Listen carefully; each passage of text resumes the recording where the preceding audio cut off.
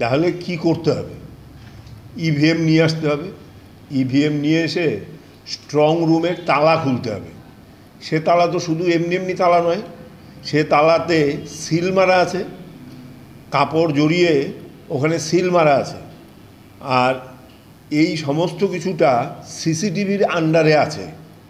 তাহলে যদি ধরেও নিই যে ভারতীয় জনতা পার্টি একটা ন্যাশনালিস্ট পার্টি, সে এখানকার বা কোনো জেলার এখানকার কথার সুবিধার জন্য আমি এখানকার কথাই বলবো, এখানকার ডিএম সাহেবকে হাত করেছে, তাহলে ওইটা তো আনইন্টারাপ্টেড সিসিটিভি কভারেজ থাকতে হবে ইলেকশন কমিশন অফ ইন্ডিয়ার কথা অনুযায়ী।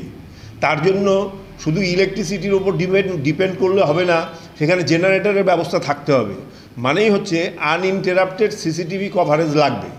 তাহলে ডিএম সাহেবকে হাত করা হোক আর যাই করা হোক, করলে পরে সেই সিসিটিভি ক্যামেরার মধ্যে পড়বে যে ওখানে তালা খোলা হচ্ছে, সিল খুলে তালা খোলা হচ্ছে, ঘরে ঢোকানো হচ্ছে, আর তারপরে ওইখানে একটা ইভিএম মেশিনকে পাল্টে দেওয়া হচ্ছে।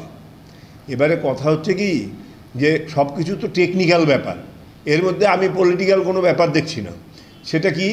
সেটা হচ্ছে ইলেকশন হয়ে গেছে। ইলেকশন হলে পরে যেটা হয় সেটা হচ্ছে প্রত্যেকটা রাজনৈতিক দলের ওখানে পোলিং এজেন্ট থাকে।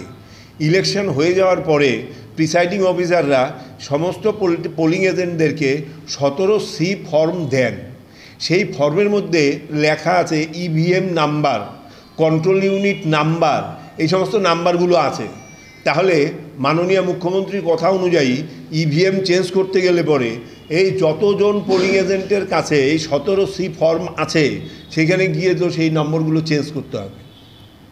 তাহলে এটা ফ্যাকচুয়ালি কি দাঁড়াচ্ছে যে এটা সম্ভব নয়। আর শুধু তাই না, আরও আগের থেকে আমাদের এখানে না, সব জেলাতেই এই অল পার্টি মিটিং করা হয়। আর সেই অল পার্টি মিটিংয়ে কোন বুথে কোন ইভিএম মেশিন যাবে, কোন কন্ট্রোল ইউনিট যাবে, সমস্ত ডিটেলস সমস্ত পলিটিক্যাল পার্টির কাছে ইসিআইয়ের নির্দেশ অনুযায়ী দেওয়া হয়। তাহলে যদি কারো ইচ্ছে হয়, বিজেপি হোক আর টিএমসি হোক, কারো ইচ্ছে হলেই তো নতুন করে ওখানে ইভিএম ঢোকাতে পারবে না, পুরনো ইভিএম পাল্টে ওখানে নতুন ইভিএম ঢোকাতে পারবে না। তাহলে এই কথাগুলো দ্বারা আমি এটা বোঝাতে চাইছি যে তাহলে এই কথাটা সম্ভব নয়। তাহলে সম্ভব নয়।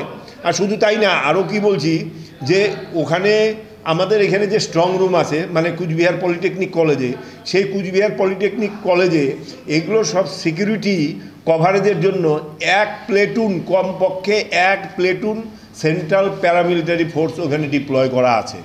এছাড়া ওখানে একটা নির্দিষ্ট দূরত্বে ওখানে ওয়েস্ট বেঙ্গল পুলিশ অফিসার আছেন, এবং এই সমস্ত কিছু তদারকি করার জন্য একজন ওই ইসিআইয়ের নির্দেশে বলা আছে গেজেটেড অফিসার, কিন্তু প্র্যাকটিক্যালি যেটা হয় সেটা হচ্ছে একজন WBCS অফিসার এই সমস্ত কিছু তদারকি করেন। তাহলে এই সমস্ত সবাইকে হাত করে এই সমস্তগুলো করতে হবে, যেটা প্র্যাকটিক্যালি সম্ভব নয়। এখন কথা হলো তাহলে মাননীয় মুখ্যমন্ত্রী এরকম কথা বললেন কেন? এখানে পলিটিক্যাল কথাই এসে যাচ্ছে। সেটা হচ্ছে এগুলো সম্ভব নয় সত্ত্বেও তিনি এই কারণে বললেন যে তিনি যেগুলো অনুমান, ইন্ডিকেশনস, যেগুলো যে 6টা আসনে ভোট হয়ে গেছে সেখান থেকে তিনি যা ইন্ডিকেশনস পাচ্ছেন তাতে 6-0 হতে যাচ্ছে, তাতেই তার মাথা খারাপ হয়েছে, তাই তিনি এই ধরনের অসম্ভব অবাস্তব কথা বলছেন। আপনি তো বলে, কিন্তু একদম নির্বাচন কমিশনের দিকেই তো আঙুল তুলছেন, কারণ নির্বাচন কমিশন কেন্দ্র সরকার